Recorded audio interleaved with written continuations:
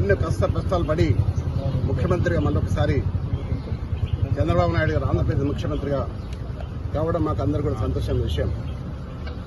ఆనాడు ఎన్టీ రామారావు పాలన మళ్లీ రావాలని ఈ తెలంగాణలో కూడా మళ్లీ ఎన్టీ రామారావు ఏ విధంగానైతే పేద బడుగు వర్గాల ఆశాజ్యోతిగా నిలిచాడో ఆ విధంగా తేవాలన్న ఉద్దేశంతో ఈరోజు వారికి కలవడం జరిగింది.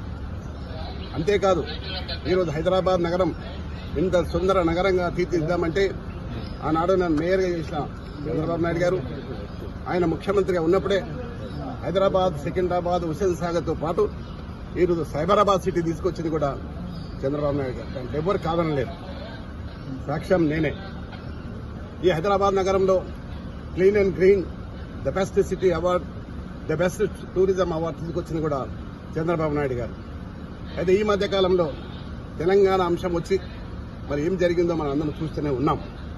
కానీ మళ్లీ పూర్వ వైభవం తీసుకురావడానికి మేమందరం కూడా చంద్రబాబు నాయుడు కలవడం, మరొకసారి మనం పిలిచి మాట్లాడుతున్నాడు. తప్పకుండా మళ్ళీ ఆనాడు ఎన్టీ రామారావు గారు ఏ విధంగానైతే పరిపాలన చేసిండో ఆ విధంగా చేసడానికి మేమందరం కూడా కృషి చేస్తాం. నేనందరినీ కూడా శ్రేణులు కూర్చున్నా.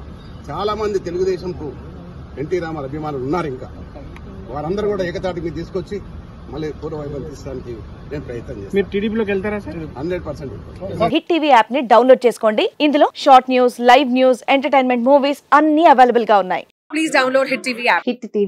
హిట్ టీవీ యాప్ ని ఫ్రీగా డౌన్లోడ్ చేసుకోండి.